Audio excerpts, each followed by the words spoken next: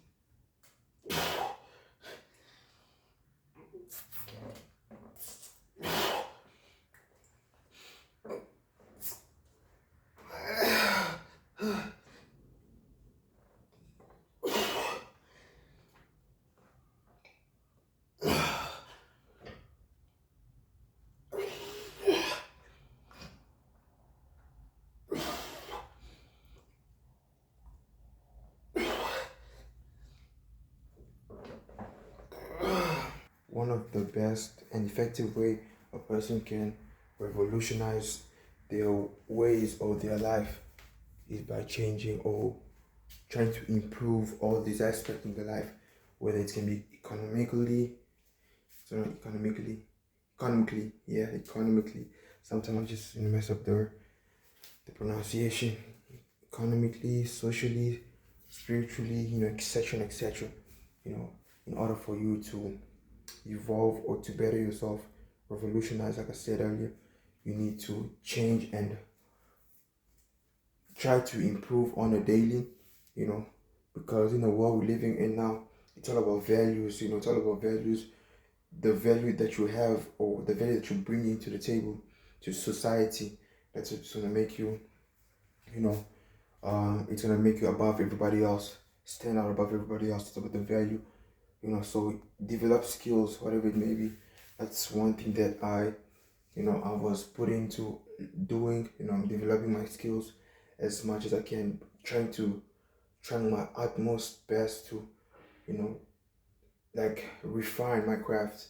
Whatever your craft is, if you like school, you wanna go study, you wanna go to be a doctor, etc., etc., whatever it is, you just gotta refine it and actually pursue it in a manner that's gonna benefit you.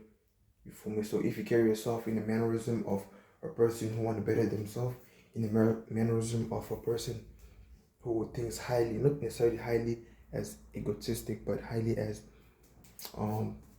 you care about yourself in that manner. You hear me? So in the mannerism of person who care about yourself and you also care about others, being assertive in that type of, in that sense. You get me? So that's one thing you need to add as something that you need to pursue, in order to better yourself as an individual, because you were given a skill.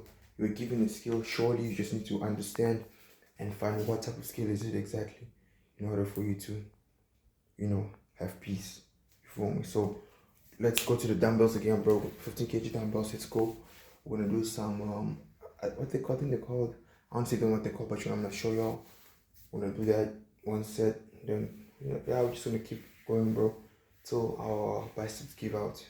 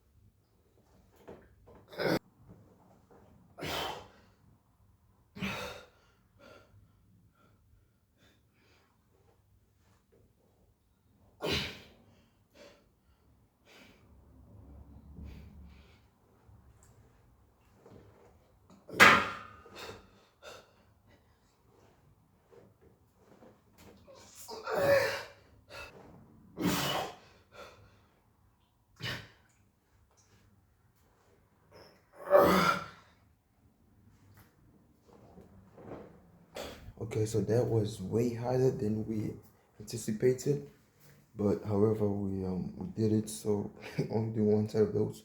We ain't doing two yet. Okay, but we're gonna do some pitch curls. I seen this technique. Let me show you real quick. In this technique, right, where I take this, this metal thingy, right, and put it above you, and I use this, part of the bench as the thing that people usually do with the preacher color. You feel me? So they actually do with the bench. So we're doing that too. We're gonna do 2 sets.